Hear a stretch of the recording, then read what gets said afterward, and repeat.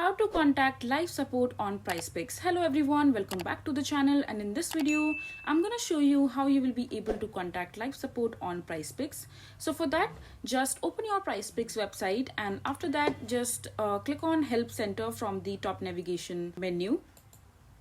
And then you will be prompted to the Help Center page where you will see all these options. And in order to contact the live support, you just simply have to click on Live Support from the top. And after that, just click on Chat Now. And after that, this chat box will appear. And so simply just click on Messages, and just click on Send Us Message.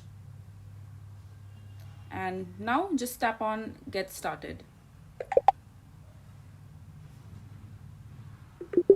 And here just select the problem that you might be facing and you want a live chat support for that. So once you start the conversation with the problem that you're facing, then the chatbot will reply to you and it will be able to help you regarding the problem that you're facing in your PrizePicks account. So this is basically how you will be able to contact live support on PrizePicks. I hope you find this video to be helpful.